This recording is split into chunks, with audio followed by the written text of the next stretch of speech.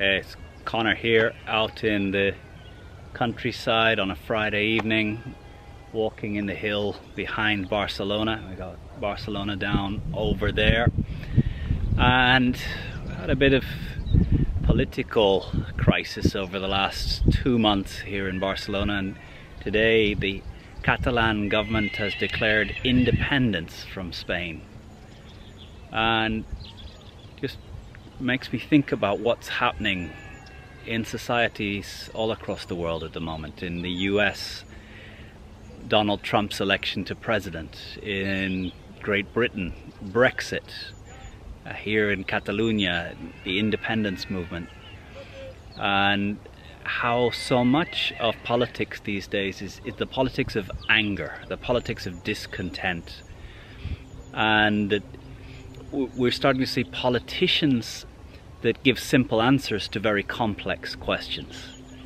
And we're all very fed up of hearing complicated answers to complicated questions. We want leaders that make things simple.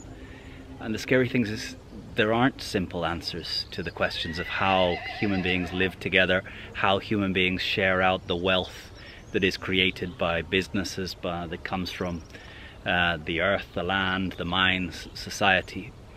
And there's a lot of frustration with the current way that we are being, with the current way that it feels to many people that this is an unfair distribution of the wealth of the world. And I do think for many people looking to the future, for the youth looking to the future, here in Spain, youth unemployment of 18 to 26 year olds is 42%. 42% of people from 18 to 26 who are looking for a job are not finding a job. And I think we do need to stop and think about whether the world that we live in really is working for all the members that would like to find a place in society. And I think in any society you can find people that are just angry, and in the US some of the people who voted for Trump were just angry. Here in Catalonia, some of the people who are pro-independence are pro anything that is a rebellion, anything that just throws the toys up in the air. But there is some real discontent from people who are making an effort to find a place, to find a way of making the society work for them, and it's not working. And there is a feeling that 2008 financial crisis, no bankers went to jail, no politicians have really been brought to trial for the corruption. It's not working. But the great danger of populism is to throw out all of the things that we've learnt of the past. Yesterday in my class in ESE, a student from Venezuela stood up and said, "Freedom. 15 years ago, I and many of my friends in Venezuela, we voted for freedom. We went to the ballot box, we were voting for a change. We put our papers into that ballot box with the name Hugo Chavez on the ballot paper.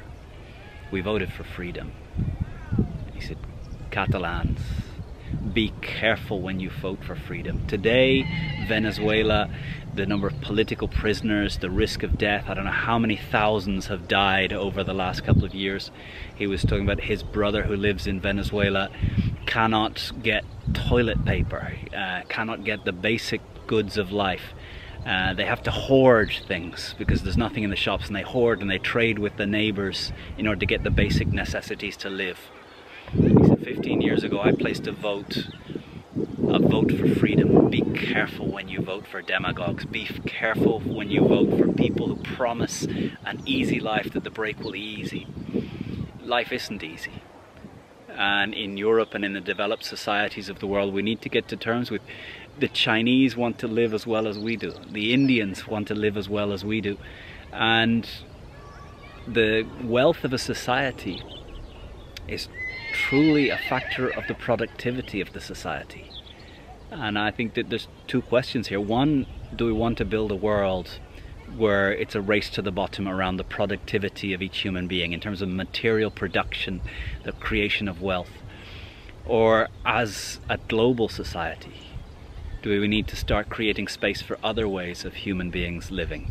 I know the minimum living wage paid to all citizens is being considered in some countries. Because I do think as robots arrive, as the changes that globalization brings, it's placing ever greater power into the hands of those that can, those that do have the skills, and making it ever harder and harder for those who don't have the digital skills, who don't have the access to capital markets. So the unfairness of the world is only going to grow as long as we keep sharing out the wealth of society in terms of who owns the capital and who has the rare and valuable skills. I don't know what the answer will be, but I do know populism and euphemisms and voting for renationalizing our part of the country is not the path. But the path does require dialogue, and what I'm scared of is that so many of these movements, whether it's Trump in the US, whether it's Brexit in the UK, whether it's Catalonian independence here, the way that it's being carried on is breaking relationships, is breaking the dialogue, is breaking the conversations that people can have from different sides of the table with the aim of getting to a resolution. And I do worry, and I wonder how I can play a role in making sure that there remains a dialogue, and that Trump doesn't lead to armed conflict, Brexit doesn't lead to armed conflict, Catalonian independence and what's happening in Spain doesn't lead to armed conflict, and we can put the use of guns into the past century, that we are sophisticated enough and wise enough to be able to know that society has to be a place that each person feels that they can find a role for them. And today's society, that is not the case. There are a lot of people left out, there are a lot of people feeling that it is very unfair, not just because they feel it, but because it is. I'm one of the lucky ones. I've been given the skills to travel the world, to have a digital presence, to speak. And the more global the world gets, the easier my life becomes. But we need to think about those who haven't been gifted with digital capacity, who haven't been gifted with skills that allow them to thrive in a globalized world, where they really are competing with a race to the bottom of labor in all of the world. And you know, if that's the race, if a Chinese person is willing to make a tire for 2 cents, eventually that's what the labor value of that production is going to be. So we need dialogue, we need to keep talking, and we need each of us to reach out and speak to people who have different views, different political views, different business views, different philosophical views. And I think inculcate in each of us a search for diverse views, a search for being surrounded by diverse people, and a search for engaging in positive conflict. I don't know how we'll do it, but we definitely need to make sure this world is a place that all people who want to can make a life for themselves. Have a good week. This is Conor from the recently declared independent Republic of Catalonia. I hope over the next weeks and months and years, Spain, Catalonia, Barcelona, the dialogue will continue and a resolution can come which does work for all of the peoples that live in this country. Have a great week.